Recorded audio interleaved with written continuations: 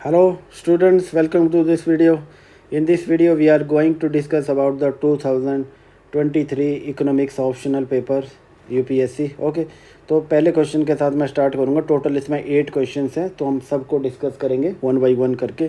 ठीक है, तो यहाँ पे देखिए क्या है. यहाँ पे इस बार जो 2023 का पेपर आया था इतना डिफ़िकल्ट नहीं था, बिल्कुल आसान पेपर था. ठीक है, इसमें कोई भी ऐसा क्वेश्चन नहीं आया था जो आउट ऑफ सिलेबस आपको लगे. ठीक है, तो पहले क्वेश्चन के साथ स्टार्ट करते हैं कि examine the role of price elasticity of demand in determining the price set by the discriminating monopolist. Monopolist आपको पता है कि ये सिंगल फॉर्म होता है मार्केट में. ठीक है, सिंगल फॉर्म होती है तो प्राइस डिस्क्रिमिनेशन को फॉलो करते हैं. Price discrimination is followed by the monopoly form to increase और मैक्सिमाइज इस प्रॉफिट लेवल. ओके, तो यहाँ पे जो प्राइस जो ये क्या है से डिफरेंट प्राइजेस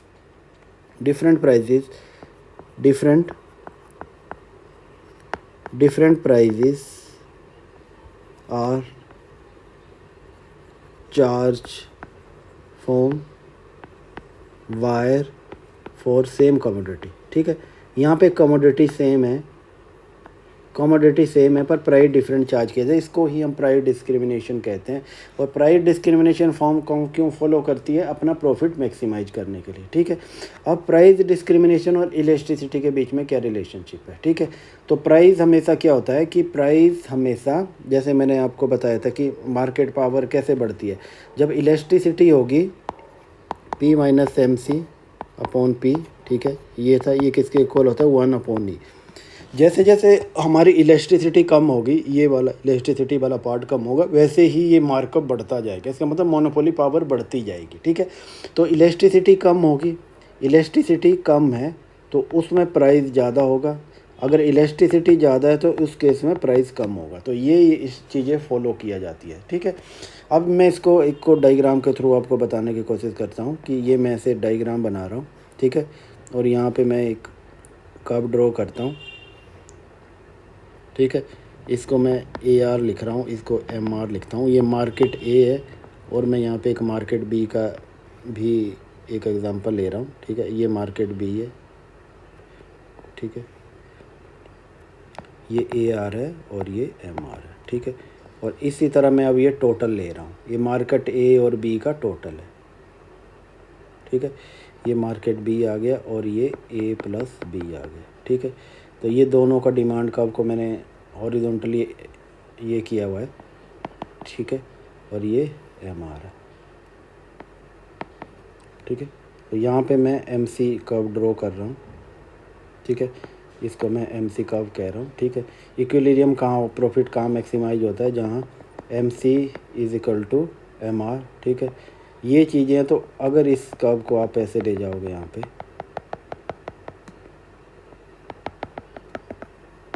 तो देखिए ये बन रहा है.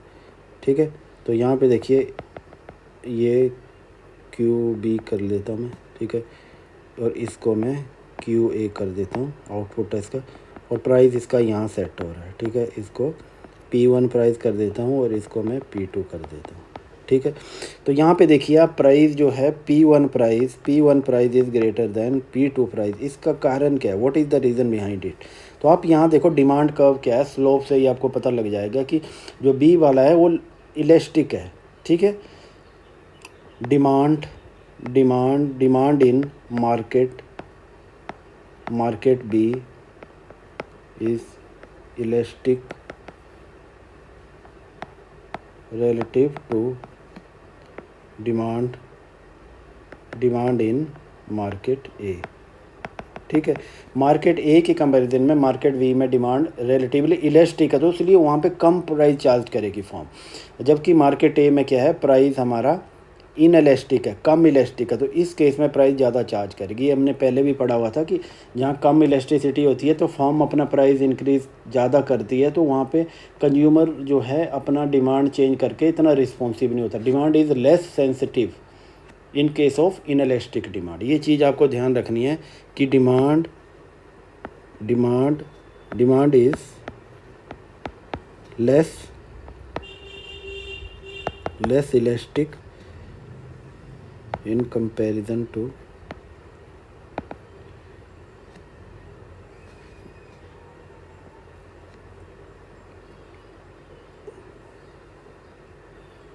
इन कंपेरिजन टू अदर मार्केट, ठीक है। Demand is less elastic in comparison to other market, ठीक है। If demand is less elastic in comparison to other market then price would be higher in such market, okay. यहाँ पे आप इसको आप दूसरा रिलेशन आप इसके थ्रू भी आप बता सकते हैं। आपको पता है कि P is equal to A1 minus ये वाला रिलेशनशिप है, इसके थ्रू भी आप बता सकते हैं, ठीक है, ओके। तो इसके थ्रू भी आप इस चीज़ को बता सकते हैं, इस रिलेशनशिप को, ओके, कि किस तरह से ये रिलेशनशिप हमारा बनता है, ओके। तो ये सारी चीज़ें हैं कि हमने ये यहाँ पे सीखा कि किस तरह से इलेक्ट्रिसिटी जो है हमारे जो प्राइस डिटरमाइन करती है फर्म उसको अफेक्ट करती है, ओके। अब चलते हैं दूसरे क्वेश्चन की तरफ चलते हैं हम। दूसरा क्वेश्चन क्या बोल रहा है यहाँ पे? दूसरा क्वेश्चन बोल रहा है कि explain the backward bending supply curve of labour as the choice between income and leisure, ठीक है। तो ये बता रहा है कि जो लेबर का जो बैकवर्ड बेंडिंग डिमांड कर्व होता है वो क्यों होता है। तो सबसे पहले आप समझिए कि ये backward bending demand supply curve क्यों होता है, सप्लाई कर्व क्यों होता है बैकवर्ड बेंडिंग। तो मैं यहाँ पे वर्किंग आवर कर देता हूँ,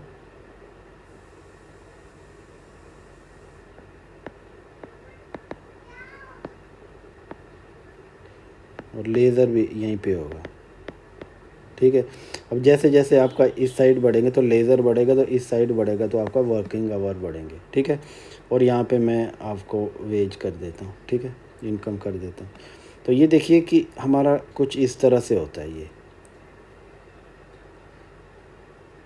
क्या बन रहा है, इस तरह से बन रहा है। देखो इस लेवल तक हमारा क्या हो गया, इस लेवल तक हमारा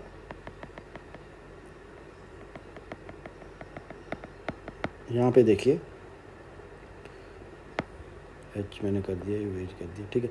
इस यहाँ तक क्या हो गया हमारा, जैसे जैसे वेज इंक्रीज हो रहा है हमारा लेबर सप्लाई भी बढ़ता जा रहा है, ठीक है, लेबर सप्लाई भी बढ़ता जा रहा है। और इसके बाद क्या हो गया, बैकवर्ड वेंडिंग हो गया। तो इसका क्या कारण है, तो इस यहाँ तक क्या है, हमें दो चीज़ें यहाँ पे समझनी है, substitution effect and income effect, ठीक है। सब्स्टिट्यूशन इफेक्ट का क्या मतलब है, substitution effect means a wage increase, wage में इंक्रीज हो जाता है तो क्या हो गया कि वर्किंग आवर है वो भी हमारे इंक्रीज़ हो जाएंगे। क्योंकि यहाँ पे क्या देखिए कि जैसे ही वेज इंक्रीज होगा तो हम ज़्यादा से ज़्यादा काम करना चाहेंगे, ठीक है। तो ज़्यादा ज़्यादा काम करना चाहेंगे तो हम क्या लेज़र को सब्स्टिट्यूट करेंगे,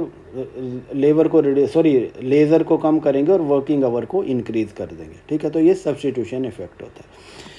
इसी तरह इनकम इफेक्ट क्या होता है, इनकम इफेक्ट होता है कि जैसे आपका वेज बढ़ेगा, इनकम बढ़ेगा, तो वैसे क्या करेंगे, आप क्या करेंगे, लेस वर्किंग करना शुरू कर देंगे, ठीक है। Increase in wage leads to less working, ठीक है, क्योंकि आपका जो इनकम का टारगेट है वो आपका अचीव हो जाएगा। तो उस केस में क्या आप कम काम करेंगे, आपको लेज़र आप इंजॉय ज़्यादा करेंगे। तो देखिए यहाँ पे अगर मैं इसको ई पॉइंट ले लूँ, ठीक है, ओ से ई तक आप देखो तो यहाँ पे क्या आ गया कि substitution effect is greater than income effect, ठीक है। जब सब्स्टिट्यूशन इफेक्ट इनकम इफेक्ट से ज़्यादा है तो उस केस में क्या हो गया, लेबर सप्लाई अपवर्ड स्लोपिंग हो गया। जब ये ई के बाद ये पूरा बैकवर्ड वेंडिंग की तरफ जा रहा है तो यहाँ पे क्या हो गया कि income effect is greater than substitution effect. तो इस केस में ये पीछे की तरफ चला जाता है, ठीक है, बैकवर्ड वेंडिंग की तरफ चला जाता है, ठीक है। तो ये चीज़ आपको ध्यान रखनी है। तो आपको इस चीज़ को एक्सप्लेन करना है, इसको डायग्राम के थ्रू करना है। तो आपको substitution effect and income effect दोनों के थ्रू आपको चीज़ें ये बतानी पड़ेगी कि क्या रीज़न है कि बैकवर्ड वेंडिंग का है। क्योंकि इसमें पहले वो अपवर्ड स्लोविंग होता है तो उस केस में इनकम इफेक्ट क्या होता है हमारा, लेस देन सब्स्टिट्यूशन इफेक्ट होता है। In second case income effect is greater than substitution effect, that is why more leisure is preferred as comparison to working, okay. अब ये क्वेश्चन भी हमारा हो गया, ओके। चलिए अब आगे वाला क्वेश्चन देखते हैं। क्वेश्चन नंबर ये हमारा सी है। तो इसमें पूछ रहा है कि explain the major differences between classical and Keynesian micro economics. देखो बिल्कुल ही सिंपल है। देखिए क्लासिकल क्या बोलते थे, हल्का सा यहाँ पे देख सकते हैं कि फुल एम्प्लॉयमेंट के बारे में, क्लासिकल का कहना था कि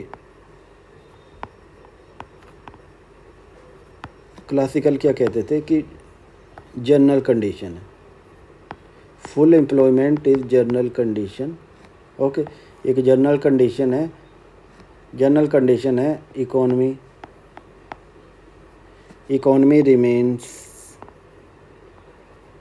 remains at full employment level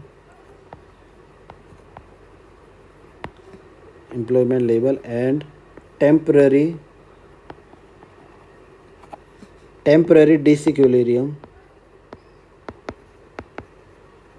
disequilibrium is corrected automatically through the flexible prices and wage। ठीक है, ये इनका कहना है कि फुल एम्प्लॉयमेंट एक इकोनॉमी में जनरल कंडीशन है।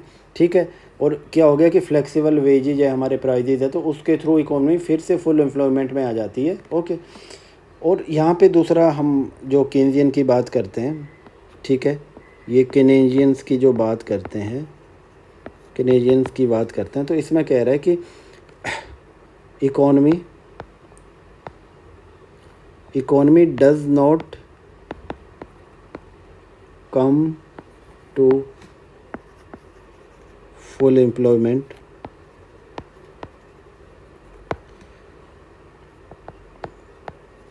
automatically। The wages and prices are not flexible। ठीक है, वेजेज एंड प्राइस फ्लेक्सिबल नहीं होते हैं, कीन्स का ये बोलना था। तो that is Y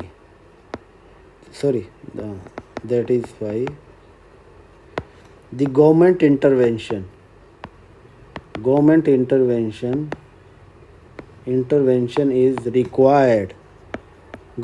intervention is required to restore full employment।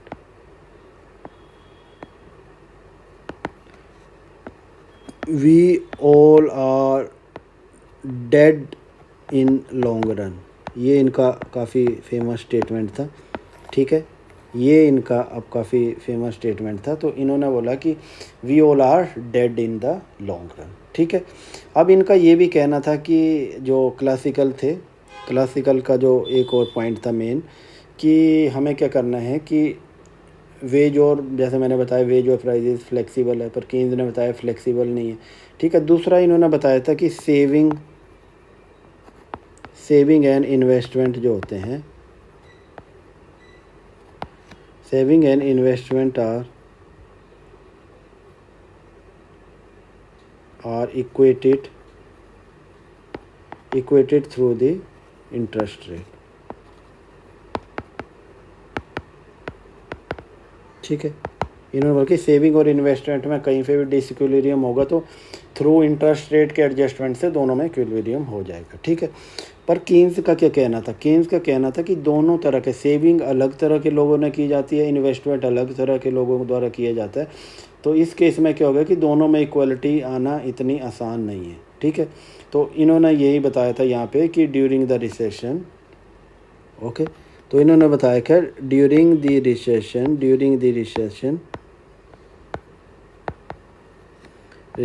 The investment activities are low and even low interest rate does not induce more investment।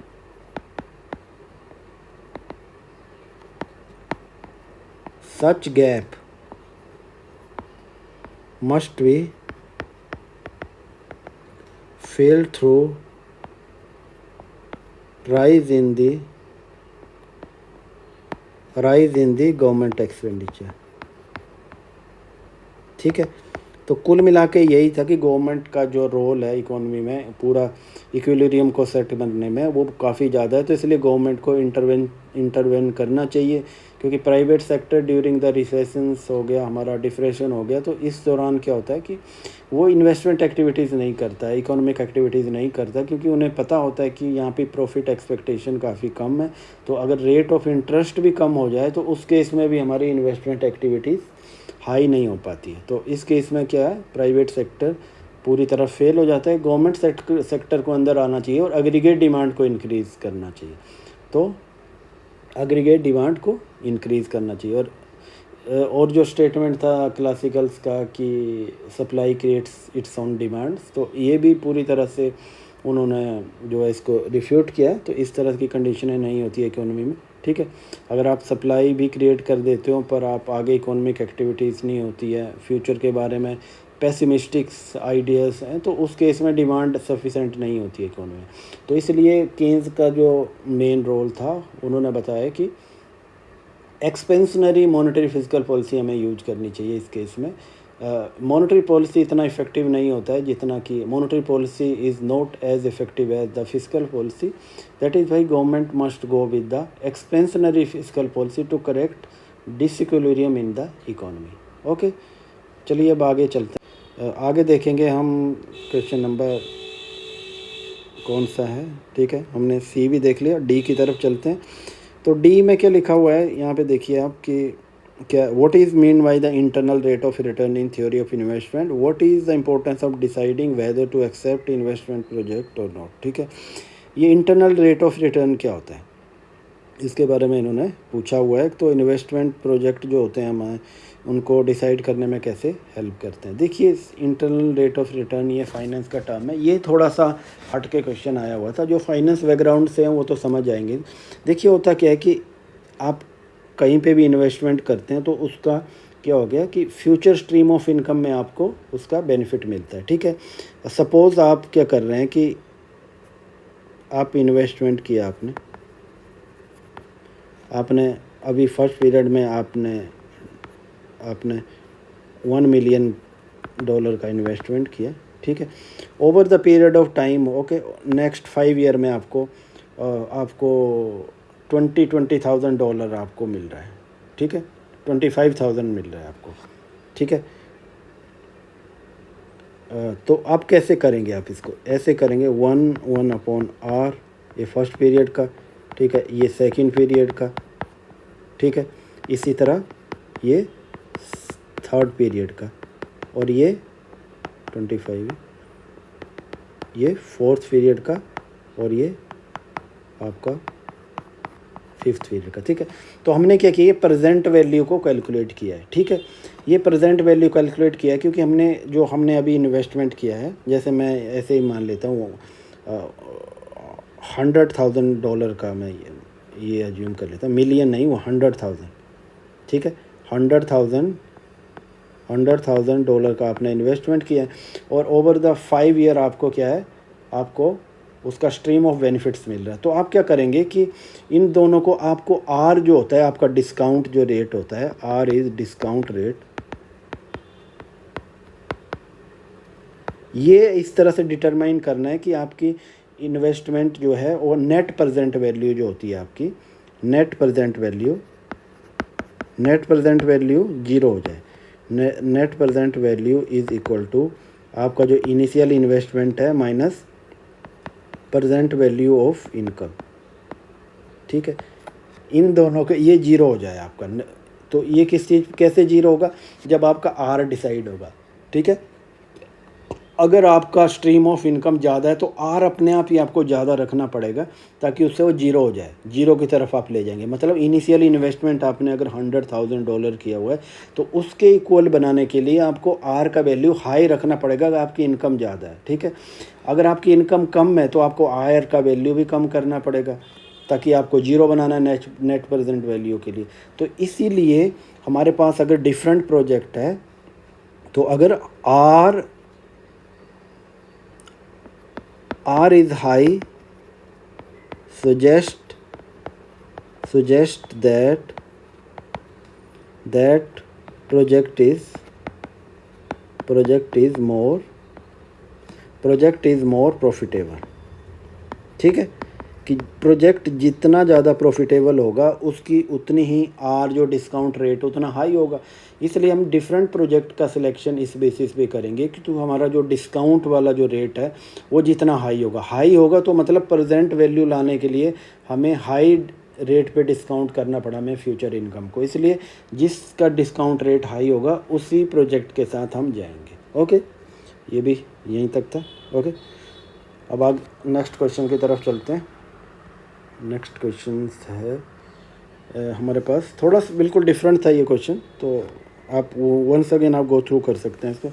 Explain why it is consider difficult open market operation to affect both availability and cost of credit in the same time. देखिए होता क्या है कि monetary policy क्या है, monetary policy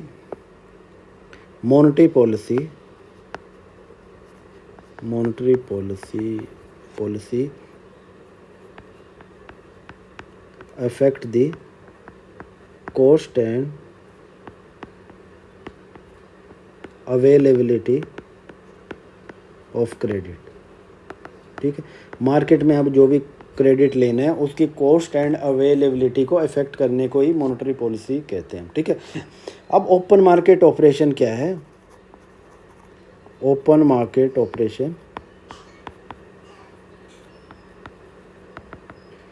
market operation में क्या होता है कि हमें क्या करते हैं कि हम गवर्नमेंट के सिक्योरिटी को बाई सेल करते हैं ओपन मार्केट में, उसी के अकॉर्डिंगली हम क्या करते हैं कि मनी सप्लाई को अफेक्ट करते हैं।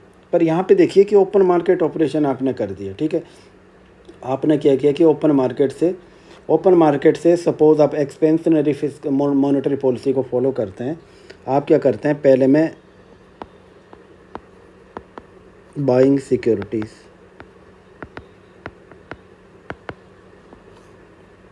ठीक है, बाइंग सिक्योरिटी आपने कर लिया, तो इस सिक्योरिटी आपने बाई कर दी, पर उसके बाद क्या हो गया कि मनी फ्लो टू मार्केट। ठीक है, सेंट्रल बैंक ने सिक्योरिटी खरीदी, उससे मनी क्या है मार्केट में गई। ठीक है, और इससे क्या हुआ, it increase lending capacity of banks.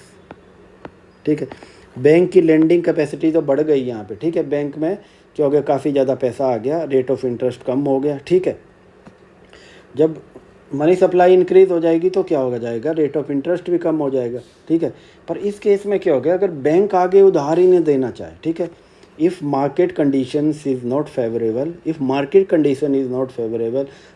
Condition is pessimistic, okay, banking system is expecting that there might be some default और risky activities in the economy. Okay, तो इस केस में क्या होगा कि बैंक जो है उधार नहीं देगा। ठीक है, उधार नहीं देगा तो क्या होगा, मार्केट में पैसा नहीं जा पाएगा। ओके, पूरी इकोनॉमी में पैसा नहीं आ पाएगा। इसका मतलब जो मॉनेटरी पॉलिसी जो हमने एक्सपेंशनरी मोड में हमने आगे ली थी उसका इफ़ेक्ट इकोनॉमी में नहीं पड़ रहा है। ठीक है, तो इसी तरह क्या हो गया कि अवेलेबिलिटी तो हो गई यहाँ पे। ठीक है, आपने पैसा अवेलेबल करवा दिया, बाहर बैंकिंग सिस्टम में चला गया, पर उसको आगे एक्सटेंड नहीं किया गया। ठीक है, तो इससे पता चलता है कि हमारा ओपन मार्केट ऑपरेशन भी पूरी तरह से इफ़ेक्टिव नहीं होता है। तभी तो जो केंद्रीय इकोनॉमिस्ट है उन्होंने जो है उनका ज़्यादा बिलीफ है फिस्कल पॉलिसी पे। तो और दूसरा ये लैग इफ़ेक्ट के साथ चलता है। ये मैंने पूरा प्रोसीजर बताया कि कैसे सिक्योरिटी खरीदे जाएंगे, फिर बैंक के पास मनी जाएगा, बैंक आगे एक्सटेंड करेगा, मार्केट में पैसा जाएगा। ठीक है, तो ये सारी प्रोसेस है। ठीक है, तो इसमें ज़रूरी नहीं है कि हमने मनी को अवेलेबल करवा दिया मार्केट में। ठीक है, अवेलेबिलिटी इंक्रीज़ हो गई पर उसका कॉस्ट नहीं चेंज हुआ। अगर बैंक आगे उनको एक्सटेंड ही नहीं कर रहा है, ठीक है, तो कैसे हो पाएगा। ठीक है, तो बैंक ने अभी भी जो है उसको अपने पास अपने रिज़र्व में रखा हुआ है। तो इससे पता चलता है कि availability and cost of money ये जो है दोनों साइमल्टेनियसली अफेक्ट नहीं हो पा रही। ओके,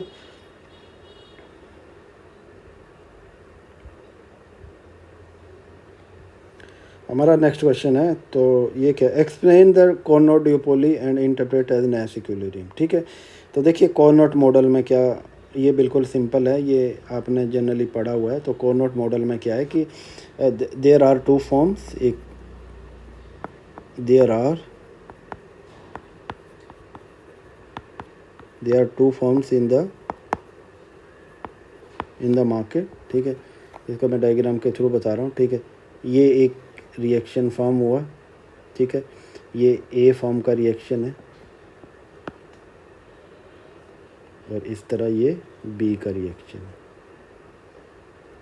ठीक है, ठीक है, और इक्विलिब्रियम कहाँ पे सेट हो रहा है, यहाँ पे हो रहा है। ठीक है, ये जो है ए फॉर्म का आउटपुट आ गया और ये बी फॉर्म का आउटपुट आ गया। ठीक है, तो यहाँ पे देखिए ड्यूपोली में क्या है, देयर आर टू फॉर्म्स, और एज्यूम कर रहे हैं हम कि मार्जिनल कॉस्ट हमारा या कॉस्ट इज़ इक्वल टू 0। ठीक है, टोटल नंबर ऑफ फॉर्म क्या है, हमारे पास 2 हैं। ठीक है, तो यहाँ पे देखिए दोनों फॉर्म में कंपटीशन चलेगा।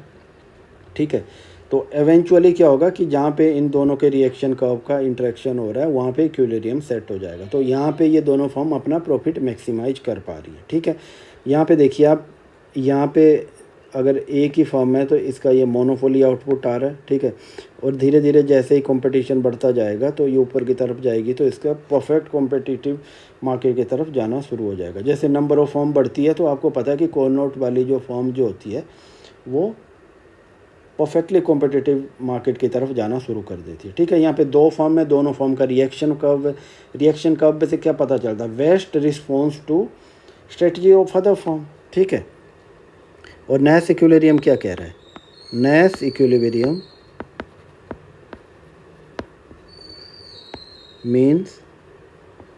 Means best course of action provided the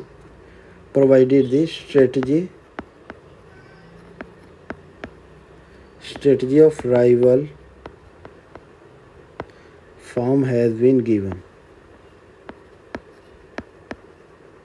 ठीक है, यहाँ पे देखिए यहाँ क्या बता रहा है नाइस इक्विलिब्रियम की, हर दूसरी फॉर्म की स्ट्रेटजी गिवन है, उसी के अकॉर्डिंगली हर फॉर्म अपना best course of action decide करती है। तो यहाँ पे देखिए दोनों का रिएक्शन कब जा रहा है, तो एक दूसरे पे रिएक्ट कर रहे हैं, तो इवेंचुअली जहाँ पे ये ई वाला पॉइंट आ जाता है। ठीक है, ई वाला पॉइंट आ जाता है तो यहाँ पे देखिए कि दोनों एक दूसरे के लिए बेस्ट रिएक्शन बन जाता है और यहीं पे इनका प्रॉफिट मैक्सिमाइज हो जाता है। तो इस केस में क्या होगा, इससे डेविएट करेंगे तो इनका प्रॉफिट मैक्सिमाइज नहीं हो पाएगा, तो ये बेस्ट कोर्स ऑफ एक्शन बन जाता है। तो इसको ही हम नाइस इक्विलिब्रियम कहते हैं। ठीक है, ये भी बिल्कुल सिंपल क्वेश्चन था ये, तो बिल्कुल सिंपल तरीके से आप इसको लिख सकते हैं। नाइस इक्विलिब्रियम पढ़ दिया, थोड़ा सा आप कॉर्नोट एक्सप्लेन कर देना। कॉर्नोट में 2 फॉर्म किया, एंड ये ध्यान रखना कि बोथ फॉर्म मूव साइमल्टेनियसली। ठीक है, both forms move simultaneously and each assume that other will not react। ठीक है, हर फॉर्म ऐसा एज्यूम कर दिया कि दूसरी फॉर्म रिएक्ट नहीं करेगी। ओके, चलिए फिर आगे क्वेश्चन की तरफ चलते हैं, नेक्स्ट वाले पे। अगला क्वेश्चन है हमारे पास कि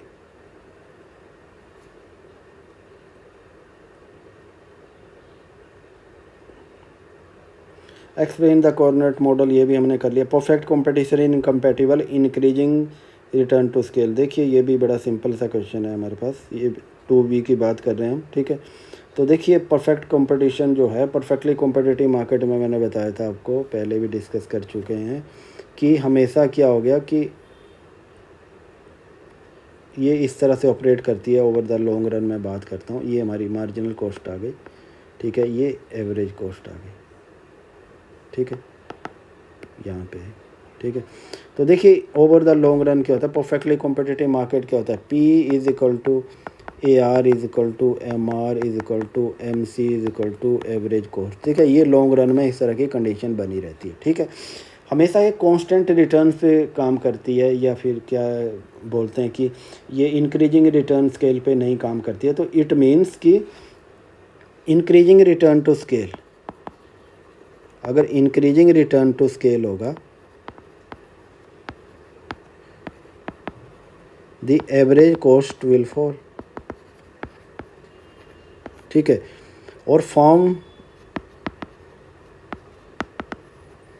will keep increasing its output. देखिए होता क्या है कि अगर एवरेज कॉस्ट गिरती रहेगी तो फर्म अपना आउटपुट इंक्रीज करती रहेगी, ठीक है। There will remain only one firm,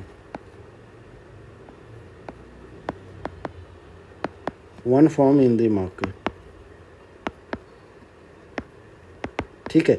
अरे जैसे किसी का एवरेज कॉस्ट ऑफ प्रोडक्शन गिरता जा रहा है तो उस केस में क्या होगा, एक फॉर्म अपना आउटपुट बढ़ाएगी, वो सबसे एफिशिएंट फॉर्म होगी, ठीक है। One form will be efficient and it will capture entire market. तो देखिए क्या है कि फिर तो ये पूरा इनकम्पैटिबल हो गया ना परफेक्टली कॉम्पिटिटिव मार्केट के साथ, तो मैच ही नहीं हो पा रहा है। If there is only a single firm in the market and that is the most efficient firm in the market, it mean it will not allow other firm to survive in the market, ठीक है। In such condition other firms can not survive in the market, okay. So that is why the increasing return to scale is incompatible with perfectly competitive market, okay. तो ये चीज़ आपको ध्यान रखनी है कि परफेक्टली कॉम्पिटिटिव मार्केट में क्यों बोलते हैं हम कि इंक्रीजिंग रिटर्न टू स्केल नहीं होगा। Over the period of time average cost of production will decline, okay. Decline in average cost of production mean there it will be a efficient level of output for entire market to operate under only a single firm, okay। अब next question पे चलते हैं। Next question है हमारा कि describe the model of oligopoly that explain the price stickiness, okay.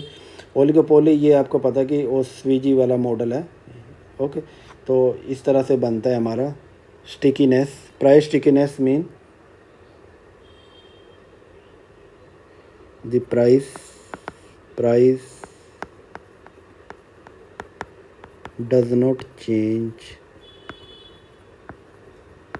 does not change over the certain range of cost, ठीक है। यहाँ पे मैं आपको बताता हूँ, ठीक है। तो यहाँ पे देखिए ये स्टिकीनेस कुछ इस तरह से बन जाता है। ये मैंने कर्व ज्वाइन कर लिया और ये कर लिया, ठीक है। ये दो अलग अलग से कर्व हैं, ठीक है। आप इनको ऐसे भी लिख सकते हैं, ऐसे, ठीक है। तो यहाँ पे मेरा प्राइस स्टिकी हो गया, ठीक है। स्टिकी का मतलब है कि प्राइस चेंज नहीं हो पा रहा, ठीक है। यहाँ पे बन गया, ठीक है। प्राइस स्टिकीनेस आ रहा है तो ये आ रहा है मेरा AR आ रहा है, ठीक है। और इसके बाद जो MR जो आ रहा है,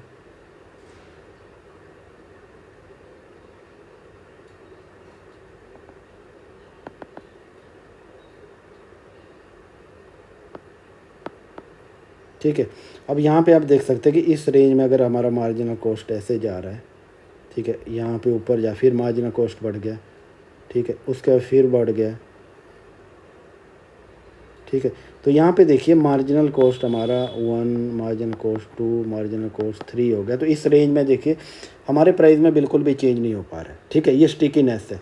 अगर देखिए यहाँ पे अगर E पॉइंट पे हमारा प्राइस स्टिकी है तो E से ऊपर फॉर्म अगर प्राइस इंक्रीज़ कर देती है तो दूसरी form other form will not follow the suit. तो इस केस में क्या होगा, जो फॉर्म प्राइस इंक्रीज़ करेगी वो अपना जो है मार्केट शेयर लूज कर जाएगी। तो इसलिए ये इलास्टिक है, ठीक है।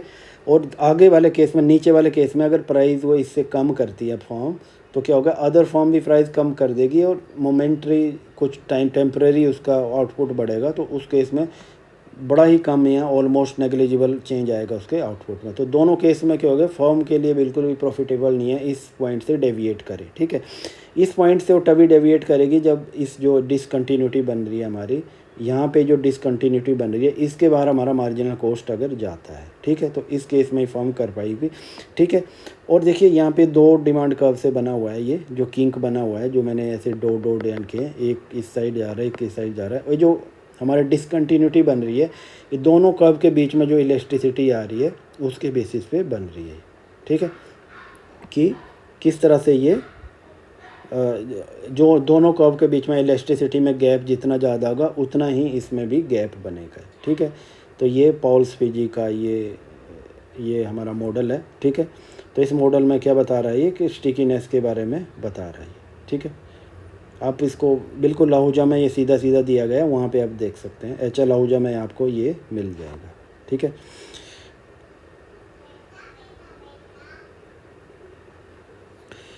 आगे वाले पॉइंट पे आते हैं कि कौन सा क्वेश्चन है हमारे पास।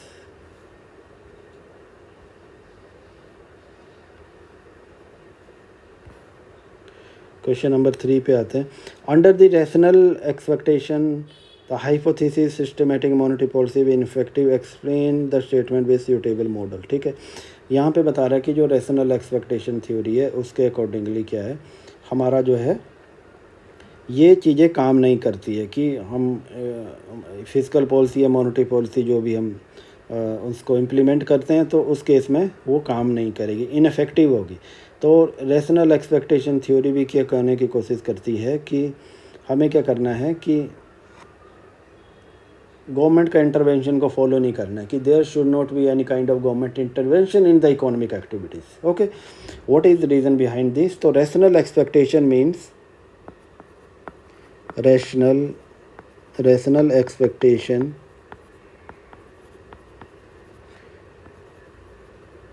theory states that economic agents are forward looking and they use past information and current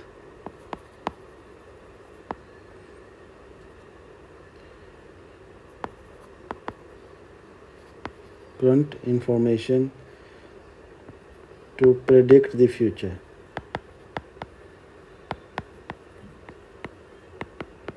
They use a different economic model.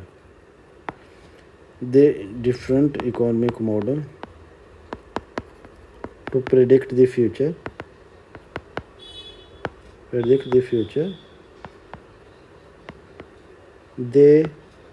They are rarely incorrect about their predictions. Thus, government policies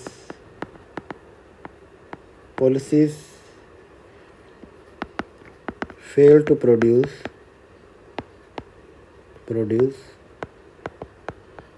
desirable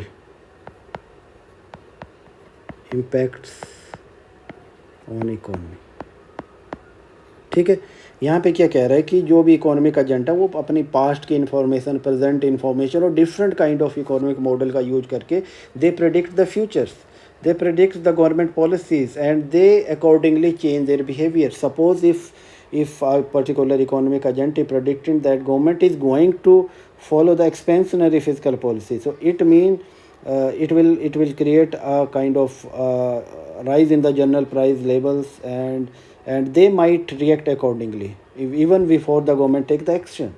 So इसीलिए क्या लगता है कि अगर government की policies action लेने से पहले ही वो लोग एक्शन ले लेते हैं तो गवर्नमेंट की पॉलिसी कोई भी जो है पॉजिटिव इम्पैक्ट क्रिएट नहीं कर पाती है। तो इसको मैं एक डायग्राम के थ्रू बताने की कोशिश करता हूँ कि जैसे यहाँ पे सपोज़ ये इकोनॉमी है, ठीक है।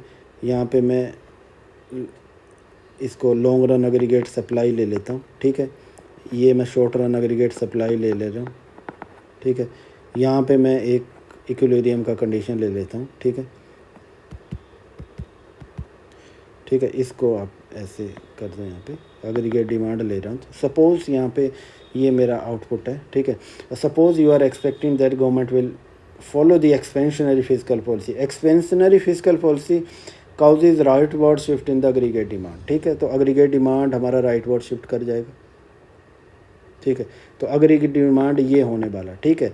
पर यहाँ पे देखिए कि जो वेज अर्नर है जो मार्केट में है तो उनको पता है कि गवर्नमेंट वो इकोनॉमिक एजेंट हैं, they are expecting that government will follow the expansionary fiscal policy. तो वो क्या करेंगे, वो पहले ही अपना वेज रेट इंक्रीज़ कर देंगे।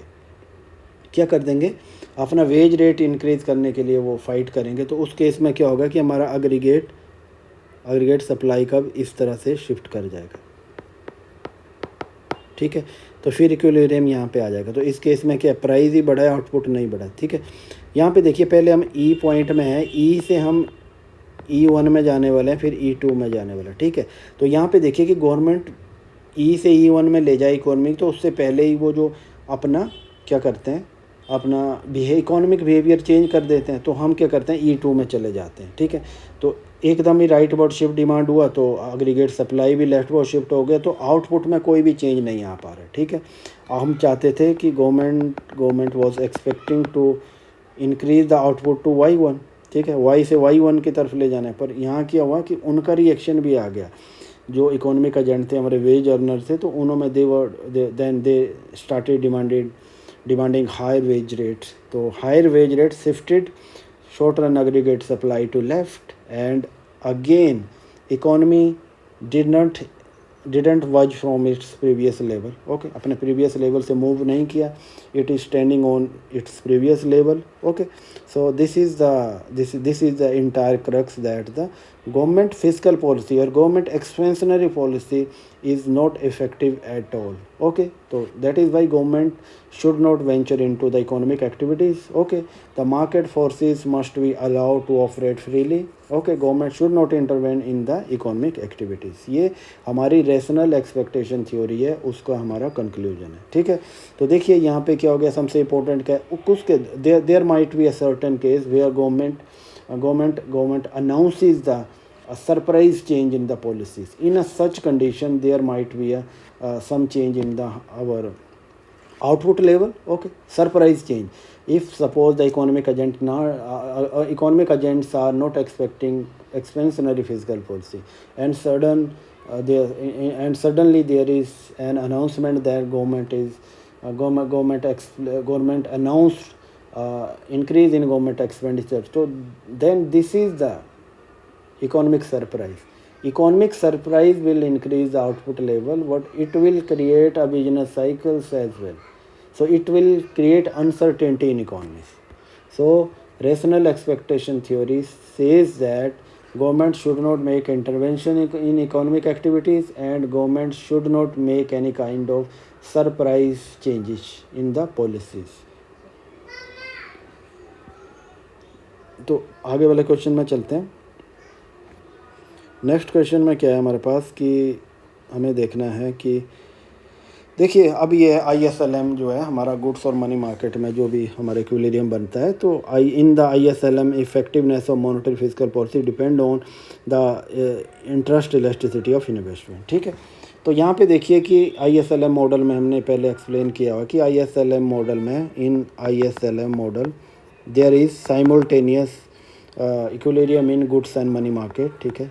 गुड्स एंड मनी मार्केट में हमारा इक्विलिब्रियम होता है, ठीक है, और इंटरेस्ट रेट जो है साइमल्टेनियसली डिटरमाइन होता है, ठीक है। अब यहाँ पे पूछ रहा है कि हमारी इंटरेस्ट रेट और इन्वेस्टमेंट में क्या इलास्टिसिटी है, हमारा इसी चीज़ पे हमारा मॉनेटरी और फिजिकल पॉलिसी डिपेंड करेगी, ठीक है। तो यहाँ पे देखिए अब हम सबसे पहले फिजिकल पॉलिसी की बात कर लेते हैं, ठीक है। फिजिकल पॉलिसी की बात कर लेते हैं। अगर आप expansionary fiscal policy government follow कर रही है, ठीक है, एक्सपेंशनरी फिजिकल पॉलिसी कर रही है, तो क्या होगा, मार्केट में थोड़ा क्राउडिंग आउट इफेक्ट होगा इसका, ठीक है। पर यहाँ पे देखिए क्राउडिंग आउट इफेक्ट आपकी इंटरेस्ट सेंसिटिविटी पे डिपेंड करता है। Expansionary fiscal policy, rise in interest rate, ठीक है, और rise in interest rate mean low investment by private, ठीक है। अब यहाँ पे देखिए ये क्राउडिंग आउट वाला केस आ गया हमारे पास, ठीक है। जैसे जैसे आपका पब्लिक एक्सपेंडिचर इंक्रीज हुआ, रेट ऑफ इंटरेस्ट इंक्रीज हुआ, क्योंकि मार्केट से गवर्नमेंट ने बोरो किया, हाई रेट ऑफ इंटरेस्ट से प्राइवेट इन्वेस्टमेंट कम होगा, इसको क्राउडिंग आउट इफेक्ट होता है। अगर यहाँ पे इंटरेस्ट रेट की सेंसिटिविटी कम होती थी, ठीक है, तो यहाँ पे मैं लिखूँ कि कि marginal change in investment, marginal change हमारा इन्वेस्टमेंट में हो रहा है, तो इसका मतलब लो सेंसिटिविटी है इन्वेस्टमेंट की, किसके लिए? इंटरेस्ट रेट के लिए। Okay, investment is less sensitive to change in interest rate. जब मार्केट में इन्वेस्टमेंट जो है इंटरेस्ट रेट के प्रति लेस सेंसिटिव है, तो उस केस में ही फिजिकल पॉलिसी इफेक्टिव होगी। ठीक है, ये चीज़ आपको ध्यान रखनी है कि मॉनेटरी पॉलिसी कब इफेक्टिव होगी। यहाँ पे the private investment should be less sensitive to change in interest rate. If it is more sensitive to change in interest rate, it will cause a huge crowding out effect.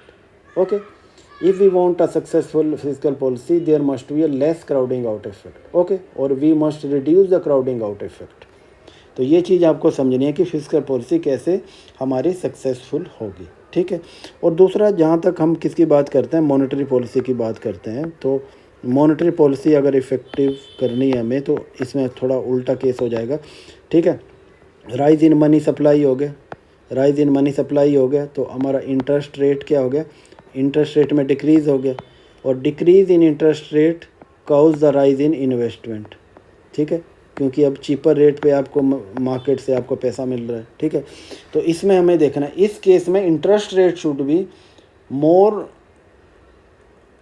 Connected to the investment, और investment should be more sensitive to rate of interest. Okay, अगर rate of interest जो है वो decrease हुआ और investment ज़्यादा sensitive है हमारा इंटरेस्ट रेट के लिए, तो उस केस में हमारी मॉनेटरी पॉलिसी ज़्यादा इफेक्टिव होगी। ओके, तो यहाँ पे क्या बता रहा है, अगर रेट ऑफ इंटरेस्ट ज़्यादा सेंसिटिव है, इन्वेस्टमेंट ज़्यादा सेंसिटिव है किसके लिए? रेट ऑफ इंटरेस्ट के लिए, तो उस केस में मॉनेटरी पॉलिसी ज़्यादा इफेक्टिव होगी। ठीक है, अगर उस केस में हम फिजिकल पॉलिसी को देखो तो वहाँ क्राउडिंग आउट ज़्यादा इफेक्ट होगा। ठीक है, तो अगर ज़्यादा सेंसिटिव है तो इस केस में हमें क्या करना चाहिए? हमें मॉनेटरी पॉलिसी को फॉलो करना चाहिए, वो ज़्यादा इफेक्टिव होगी।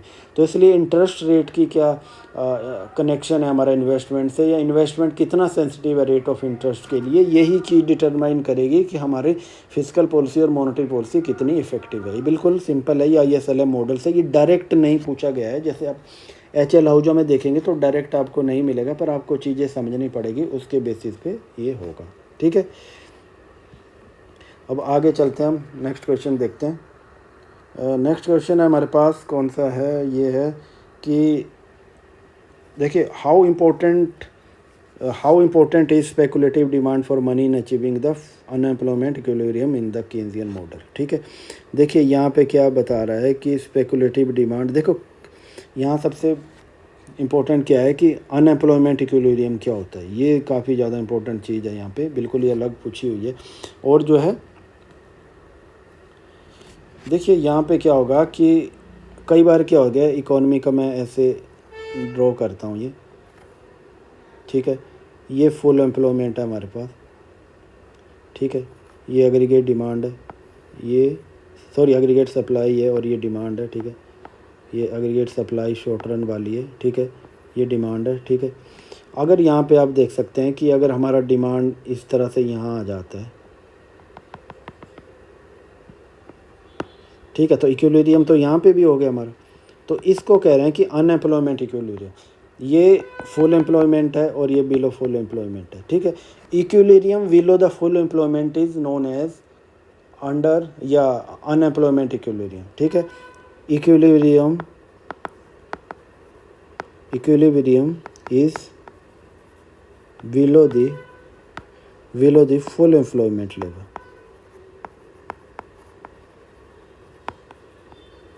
ठीक है, आपको एक चीज़ ध्यान रखनी है कि इकोनॉमी में इक्विलिब्रियम अंडर एम्प्लॉयमेंट पे भी हो सकता है, क्यों इकोनॉमी अपने फुल एम्प्लॉयमेंट पे ऑपरेट नहीं करी है, उससे पहले भी इक्विलिब्रियम हो सकता है। तो ये ज़रूरी नहीं है कि जहाँ पे आप कहें कि इक्विलिब्रियम है कि वहाँ फुल एम्प्लॉयमेंट है, तो उससे पहले भी आ सकता है।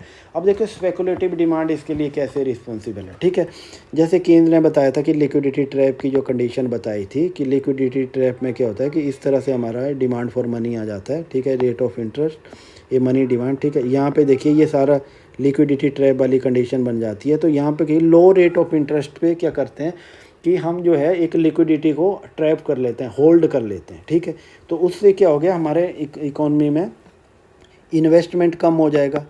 इन्वेस्टमेंट कम हो गया तो हमारा एग्रीगेट डिमांड कम हो जाएगा। इन्वेस्टमेंट कम है, एग्रीगेट डिमांड कम हो, एग्रीगेट डिमांड कम हो गया तो हमारा अनएम्प्लॉयमेंट बढ़ जाएगा। ठीक है। तो यही कहने की कोशिश कर रहा है कि हमारी स्पेकुलेटिव डिमांड के लिए हम मनी को होल्ड कर लेते हैं। We hold money for speculative activities, so there is less economic activities और less investment activity in the market. A lower investment activity in the market reduces the level of aggregate demand in the economy and low demand leads to unemployment in the economy। ठीक है। तो ये चीज़ें आपको ध्यान रखनी है कि लो जो हमारा इक्विलिब्रियम बन रहा है, below the full employment equilibrium बन रहा है, दिस इज़ किसके कारण बन रहा है? ये स्पेकुलेटिव डिमांड के कारण। स्पेकुलेटिव डिमांड ने क्या किया है, हमारी जो अग्रीगेट डिमांड जो हमारी होनी चाहिए उसको होल्ड कर लिया है। हमारी इन्वेस्टमेंट नहीं बढ़ पा रहा है। इन्वेस्टमेंट बढ़ेगा तभी अग्रीगेट डिमांड बढ़ेगा। तो अग्रीगेट डिमांड के लिए, अग्रीगेट एक्सपेंडिचर के लिए हमें क्या चाहिए होता है? Consumption expenditure, government expenditure, investment expenditure plus net export. ठीक है, इनसे बन रहा है। ठीक है, अगर आप यहाँ होल्ड के कारण आपका ये वाला पोर्शन आपका कम हो जाता है तो अपने आप ही अग्रीगेट डिमांड कम हो गई। अग्रीगेट डिमांड कम हो गई तो लो इकोनॉमिक एक्टिविटीज़ होंगी। ठीक है, तो ये मेन कारण है जो इसमें ये बताने की कोशिश कर रहा है। ओके, अगला नेक्स्ट क्वेश्चन है हमारा। नेक्स्ट क्वेश्चन कौन सा है? Explain the sterilisation in context of monetary approach to balance of payment. ठीक है, तो इसको स्टेरिलाइजेशन की बात कर रहा है कि हम स्टेरिलाइजेशन क्यों करते हैं। ठीक है, तो इन कंटेक्स्ट ऑफ, ठीक है, स्टेरिलाइजेशन में क्या हो रहा है कि इसको आप ऐसे समझ सकते हैं कि देखिए होता क्या है कि आपका एक्सचेंज रेट, हमारा एक्सचेंज रेट बढ़ रहा है, एक्सचेंज रेट इंक्रीज़ हो रहा है। तो इस केस में क्या होगा कि आपका एक्सपोर्ट कम्पिटिटिवनेस कम हो जाएगा। ठीक है, आपका एक्सपोर्ट कम हो जाएगा तो ट्रेड ऑफ बैलेंस आपका डिस्टर्ब होने लग जाएगा। आपका एक्सपोर्ट कम होगा, इंपोर्ट ज़्यादा, क्योंकि जब आपकी करेंसी का वैल्यू बढ़ जाता है तो एक्सपोर्ट करना मुश्किल हो जाता है, इंटरनेशनली कॉम्पिटिटिव नहीं रहता, और इंपोर्ट करना ईजी हो जाता है। तो हमारा बैलेंस ऑफ पेमेंट डिस्टर्ब हो जाता है। तो एक्सचेंज रेट को कम करने के लिए गवर्नमेंट क्या करेगी? गवर्नमेंट विल वाई, गवर्नमेंट क्या करेगी? गवर्नमेंट वाई करेगी, क्या करेगी? Foreign exchange. ठीक है, फॉरेन एक्सचेंज करेगी तो मनी सप्लाई, मनी सप्लाई क्या हो गया? जब खरीदेगी घर, मतलब अब अपनी इकोनॉमी में अपने पैसे से खरीदेगी तो क्या होगा? तो मनी सप्लाई इंक्रीज़ हो जाएगी। ठीक है, मनी सप्लाई इंक्रीज़ होगी तो हमारी इन्फ्लेशन भी बढ़ सकती है। ठीक है, तो इस मनी सप्लाई को कम करने के लिए गवर्नमेंट क्या करती है? ओपन मार्केट ऑपरेशन कर देती है। ठीक है, ओपन मार्केट ऑपरेशन क्या करती है? आप गवर्नमेंट क्या करेगी? ओपन मार्केट में गवर्नमेंट सिक्योरिटी को सेल करेगी कि उसके थ्रू वो जो लिक्विडिटी जो ज़्यादा पैदा हो गई है इकोनॉमी में उसको वापस लेगी। तो ये स्टेरिलाइजेशन कह रहे हैं। ठीक है, कि हमारा जो एक्सचेंज या हमें बैलेंस ऑफ पेमेंट को कंट्रोल करने के लिए हमने जो एक एक्टिविटी जो फॉलो की थी, हमने फॉरेन एक्सचेंज को हमने ख़रीदा था, उसके कारण जो लिक्विडिटी बढ़ गई है उसको कम करना, उसको मोप आउट करना। ठीक है, तो इसको क्या कह रहे हैं हम? स्टेरिलाइजेशन कहते हैं, और गवर्नमेंट इसको ऑफन फॉलो करती है। ठीक है, जब भी एक्सचेंज रेट को कंट्रोल करना होता है तो स्टेरिलाइजेशन की पॉलिसी भी गवर्नमेंट फॉलो करती है ताकि इकोनॉमी में स्टेबिलिटी बन रहे। ठीक है, अगर गवर्नमेंट ऐसा नहीं करेगी तो इन्फ्लेशन रेट बढ़ जाएगा। ठीक है, इन्फ्लेशन रेट बढ़ जाएगा तो फिर हमारा एक्सपोर्ट कॉम्पिटिटिवनेस कम हो जाएगी। ठीक है, एक्सपोर्ट कॉम्पिटिटिवनेस कम हो जाएगी तो फिर बैलेंस ऑफ पेमेंट हमारा ख़राब हो जाएगा, है, अनफेवरेबल हो जाएगा। ठीक है, ओके, तो ये चीज़ें थी। आगे चलते हैं कि आगे हमारा क्वेश्चन है कौन सा है? Tax burden is distributed between buyer seller, देश of elasticity of demand and supply. देखो ये है क्वेश्चन कि देखो टैक्स क्या होता है कि टैक्स हमारा बायर और सेलर में अकॉर्डिंग किस तरह से हम डिस्ट्रीब्यूट करते हैं। ठीक है, तो देखिए यहाँ पे इलास्टिसिटी जो है उसके थ्रू हम ये सारी चीज़ें करते हैं। ठीक है, टैक्स बर्डन किसके ऊपर होगा? ठीक है, elasticity of demand and supply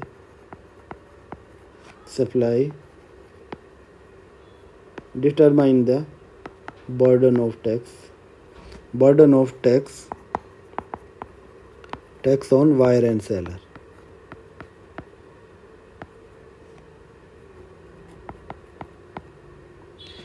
if demand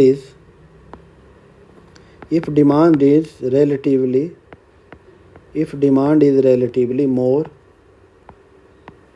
elastic as comparison to किसके? सप्लाई के। तो डिमांड ज़्यादा इलास्टिक है तो मोर बर्डन किस पे होगा? सेलर पे होगा। ठीक है, अगर demand, if demand is relatively less elastic, ठीक है, तो क्या होगा, मोर बर्डन वायर पे ही होगा, ठीक है। यहाँ पे देखें ना, जहाँ पे लेस इलास्टिक है, डिमांड या सप्लाई दोनों में से रिलेटिवली लेस इलास्टिक है, तो उसी पे ज़्यादा बर्डन होगा। ज़्यादा इलास्टिक है तो वो मूव कर जाएगा दूसरी जगह, ठीक है, तो वहाँ पे कम बर्डन पड़ेगा।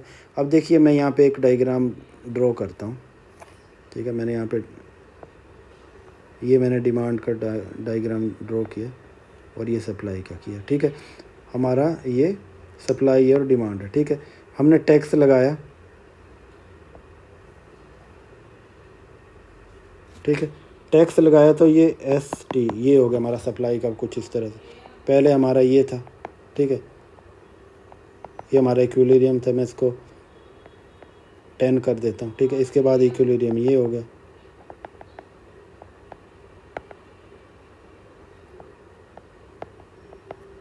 ठीक है। यहाँ पे देखिए आप, इक्विलिब्रियम से प्राइस कितना बढ़ा, ठीक है, ये यहाँ पे 15 है और ये 12 है, ठीक है।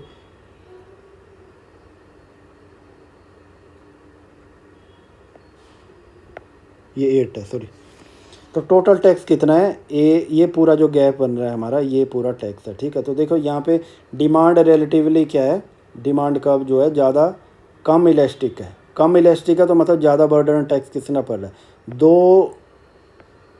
$2 का जो टैक्स बर्डन पड़ रहा है वो पड़ रहा है हमारा सेलर पे पड़ रहा है। और 10 to 15 कितना आ गया, ये $5 का जो टैक्स बर्डन पड़ रहा है हमारे सेलर पे पड़ रहा है, सॉरी बायर पे पड़ रहा है, ठीक है। तो मतलब टोटल $7 टैक्स था, तो उसमें 2 हमारा सेलर पे पड़ रहा है और 5 जो है बायर पे पड़ रहा है, क्योंकि डिमांड कब देखिए रिलेटिवली ज़्यादा इनएलास्टिक है और सप्लाई कब रिलेटिवली इलास्टिक है। जो ज़्यादा इलास्टिक होगा उस पर कम पड़ेगा, जो कम इलास्टिक होगा उस पर ज़्यादा पड़ेगा, ठीक है। तो डिमांड में इतना चेंज नहीं कर पाएंगे वो, तो इसलिए ज़्यादा बर्डन हमारा सेलर पे पड़ रहा है, सॉरी बायर पे पड़ रहा है, ठीक है।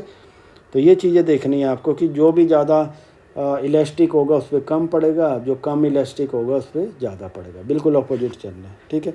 या फिर इसका फॉर्मूला भी होता है, जैसे सेलर पे कितना पड़ेगा, ठीक है, ये आ जाएगा elasticity of demand upon elasticity of demand, elasticity of demand plus elasticity of supply हो गया, ठीक है। तो ये सारी चीज़ें थी।